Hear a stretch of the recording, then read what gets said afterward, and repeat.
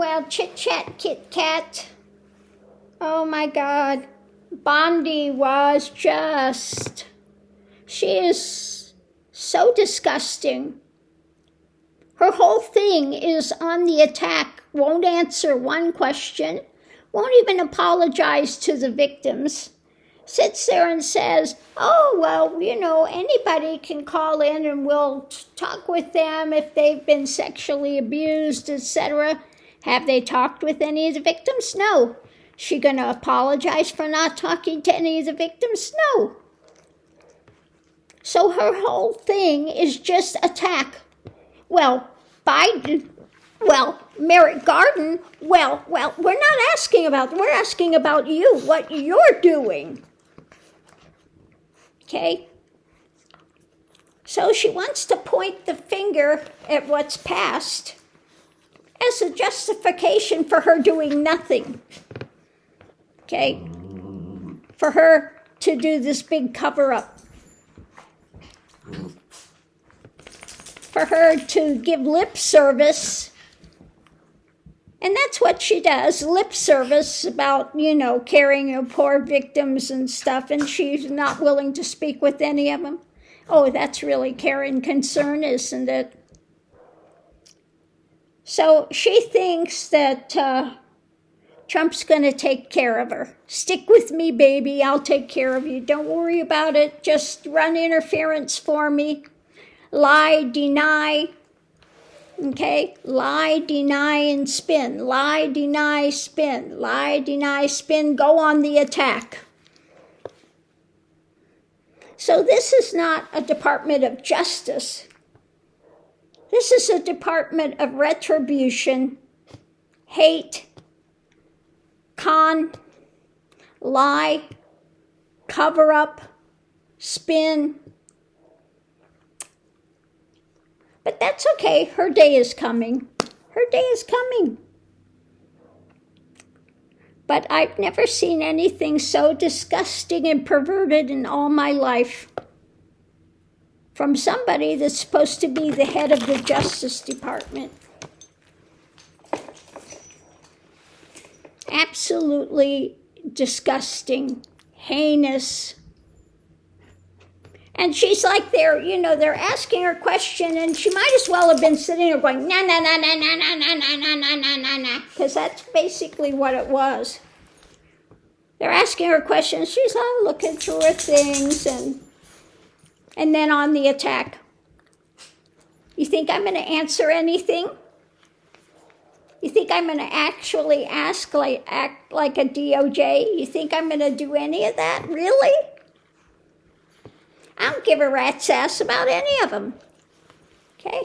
I'm out here to run interference, to lie, deny, spin, cover up, cover over.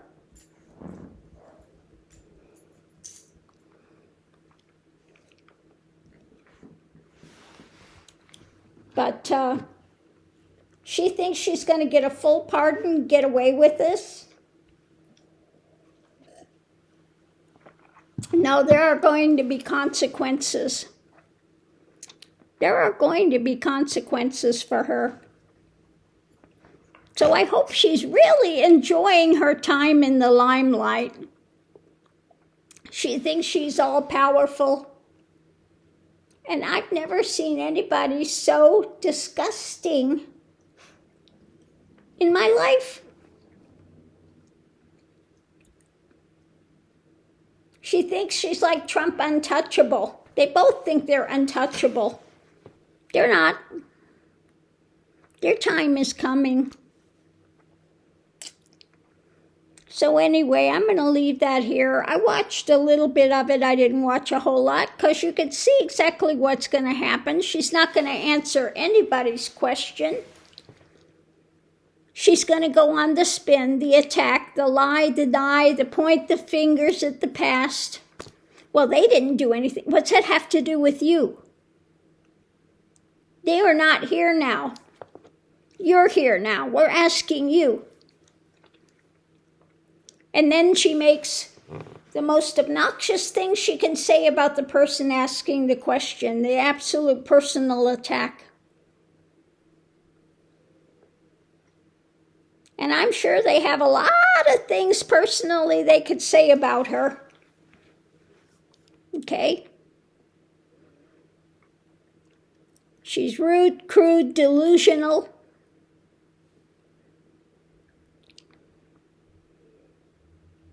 A total disgusting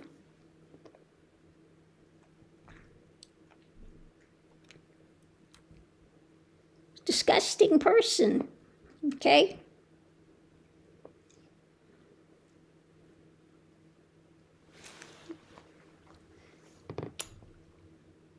I don't even know how she could be called an attorney general.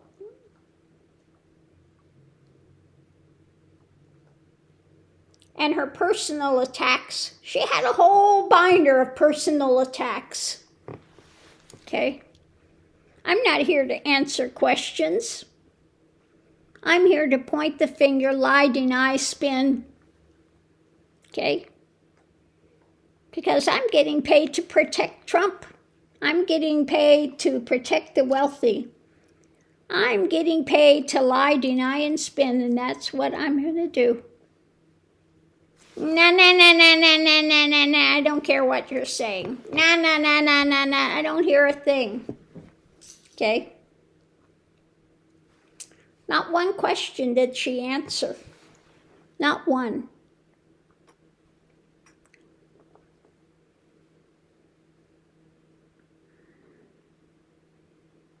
That was the most disgusting display I've ever seen when it came to going in and answering questions. It was even worse than Ghislaine. Okay? Ghislaine said, well, give me a pardon and I'll answer your question. You know, give me a pardon and I'll tell you that Trump and Clinton are totally innocent. But I need that pardon. I'm not going to say a word. Taking the fifth. You know what? She should be taking that fifth back in the other jail. Okay? And I think when the Trump regime is gone, she's going to be back in the other jail. Unless he releases her early. And then I think her life is not worth a plug nickel at that point. Okay? But she should be back in the other jail immediately.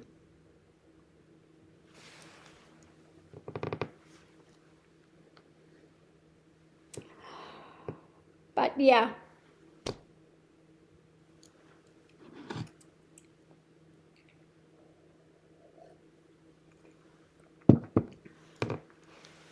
Anyway, on that note, I'll leave that here. I hope everyone's having a great evening. Now, tomorrow I will not be online because they moved my eye surgery time up earlier.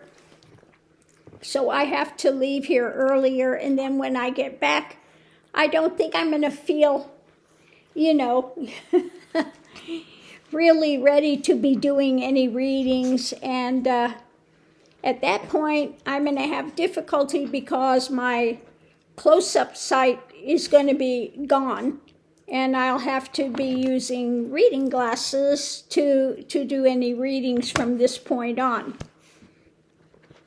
So here's my face last time without, probably without reading glasses, because everything's going to be, yeah, quite blurry.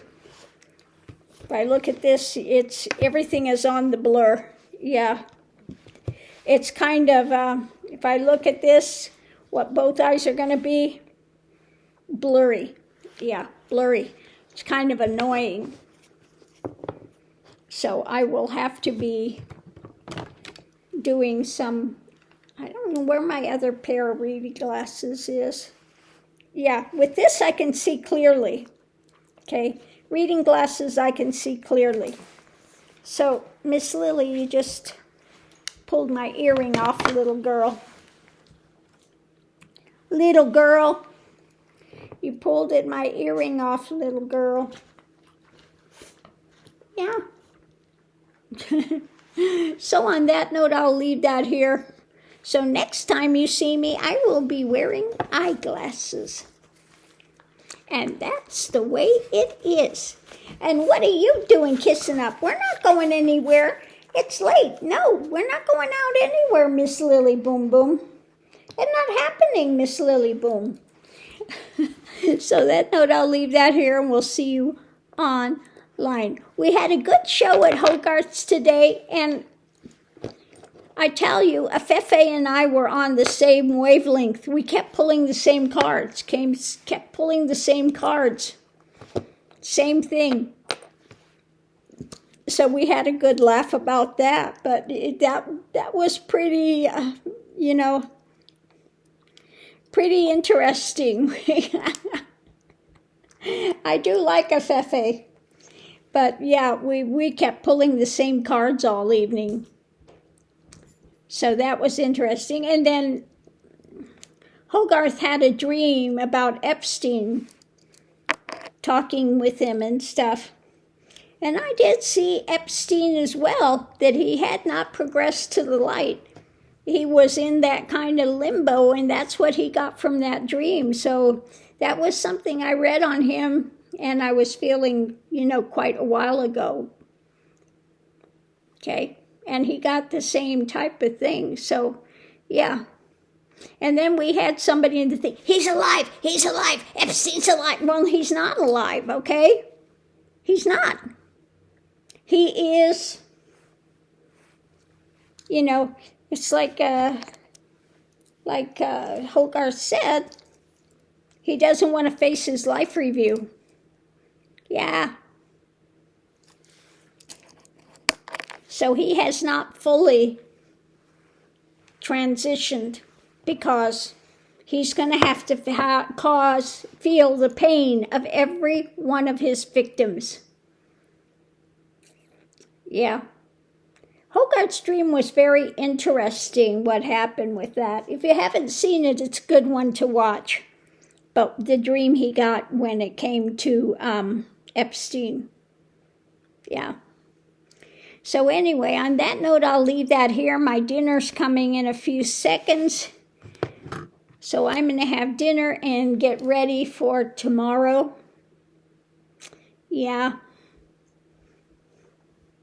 Not looking forward to the surgery itself, but looking forward to the end results of it, I have to say. But it's definitely going to be a transition to go from seeing close-up to seeing distance. So on that note, I'll leave that here, and I'll be glad not to be, one eye is doing close and one eye is distant. I'm feeling a bit, a bit discombobulated with it right now. Yeah. What, my Lily Boom? You look so pretty now that you had your bath and everything today. Yeah. Yeah. So thanks for tuning in, and I'll see you probably the day after tomorrow. More than likely. We'll see. If I see, we'll see. So thanks for tuning in, and I'll see you online.